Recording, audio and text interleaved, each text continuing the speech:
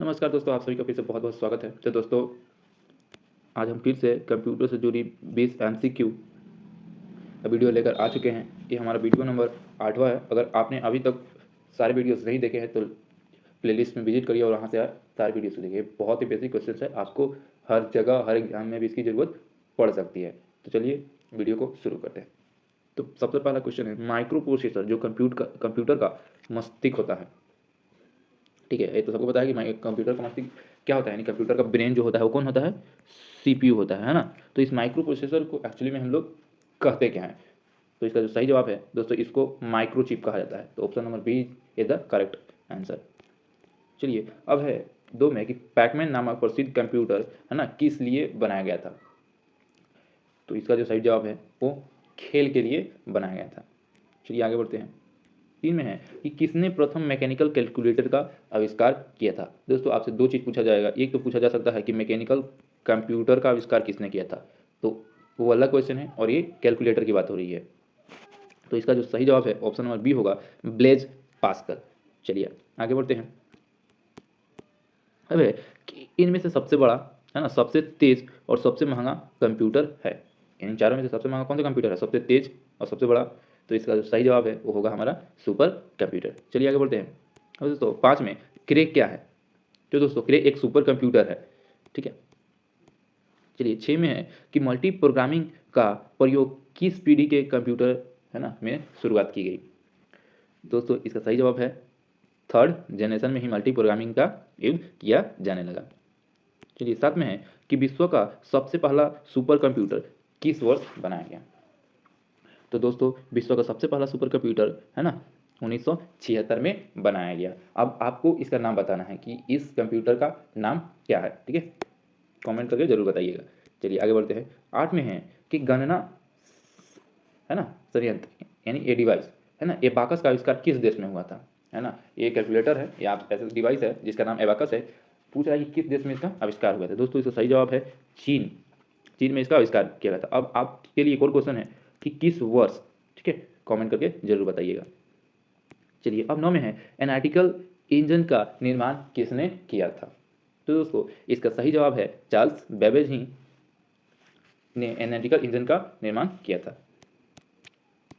चलिए 10 में है कि भारत में विकसित परम सुपर कंप्यूटर है ना को किस इंस्टीट्यूट ने डेवलप किया या विकसित किया। तो दोस्तों इसका सही जवाब है ऑप्शन नंबर सी डैक। चलिए आगे बढ़ते हैं। दोस्तों 11 है कि डॉट मैट्रिक्स किस प्रकार का उपकरण है, यानी किस प्रकार का डिवाइस है। तो दोस्तों डॉट मैट्रिक्स एक प्रिंटर है। ठीक है, चलिए आगे बढ़ते हैं। अभी दोस्तों 12 में कि कीबोर्ड में फंक्शन की संख्या कितनी होती है। तो अगर आप अच्छे से पढ़ें तो आपको पता ही होगा कि 12 होती है, F1 से F12 तक है ना। इनसे क्या होता है अगर आपको नहीं पता है तो आप कमेंट करिएगा जरूर, हम आपके लिए वीडियो इस पर बनाएंगे। चलिए अब 13 है कि सर्वाधिक तेज गति का प्रिंटर है, यानी इनमें से कौन प्रिंटर है जो सबसे ज़्यादा तेज चलता है। तो दोस्तों इसका सही जवाब है लेजर प्रिंटर है ना, सबसे तेज गति के साथ काम कर रहा है। 14 है ना, किस मेमोरी में रखा डाटा बिजली जाते ही समाप्त हो जाता है, यानी इरेज हो जाता है। तो दोस्तों इसका सही जवाब आपको तब पता होगा जब आप मेमोरी चैप्टर को बहुत सही ढंग से पढ़े होंगे। अगर आप मेमोरी चैप्टर सही ढंग से नहीं पढ़े हैं तो उसका भी प्लेलिस्ट आपको मिल जाएगा, आप वहाँ विजिट करिए और उसे पूरा देखिए। तो इसका सही जवाब है रैम। चलिए आगे बढ़ते हैं दोस्तों।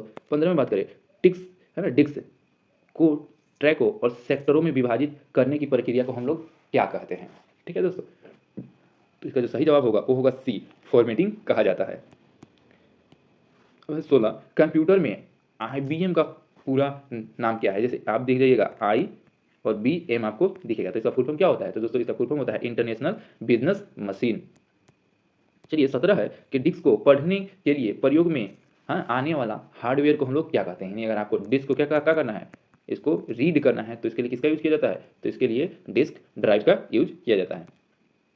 चलिए अब 18 है कि मदरबोर्ड में क्या रहता है ना, कि जो मदरबोर्ड का है ना, जो मदरबोर्ड पर CPU होती है उसे दूसरे पुर्जे से ऐड करता है। यानी इस क्वेश्चन के कहने का मतलब ये है कि कौन ऐसा चीज़ है जो अलग अलग डिवाइस और अलग अलग जो पार्ट्स होते हैं उनको CPU से कनेक्ट करता है। तो दोस्तों उसके लिए सिस्टम बस है ना, एक उसमें एक पोर्ट की तरह होता है जिसकी वजह से क्या होता है CPU अलग अलग इक्विपमेंट से कनेक्ट हो पाता है ना। ये सिस्टम बस आपके कितने प्रकार के होते हैं, 2 प्रकार के होते हैं। कौन सा, एक होता है आपका इंटरनल और एक होता है आपका एक्सटर्नल। चलिए 19 देखते हैं। है किसने बेसिक कंप्यूटर भाषा का विकास किया था? ये बहुत ही इंपॉर्टेंट क्वेश्चन है। तो इसका सही जवाब होगा ऑप्शन नंबर डी, जॉन जी कैमी ने कंप्यूटर की जो बेसिक भाषा होती है, बेसिक लैंग्वेज होती है, उसे डेवलप किया था। चलिए अब आपसे लास्ट जो क्वेश्चन है 20, ठीक है, इसमें कहा जा रहा है कि बेसिक कंप्यूटर भाषा का विकास किस वर्ष हुआ? वहाँ पर आपने इस डेवलपर का नाम पता चलेगा, किस वर्ष? तो दोस्तों इसका सही जवाब होगा 1964 में इसका विकास हुआ। अब जाते जाते दोस्तों आपके लिए एक और क्वेश्चन है कि प्रथम गणना यंत्र है, यानी आपके पास 4 ऑप्शन है। अब इसमें से आपको बताना है कि कौन ऐसा डिवाइस है जो सबसे पहला कैलकुलेटर था। तो वीडियो अच्छी लगी हो तो वीडियो को लाइक, हमारे चैनल को सब्सक्राइब और अपने दोस्तों के साथ शेयर करना ना भूलें। तो वीडियो देखने के लिए बहुत बहुत शुक्रिया।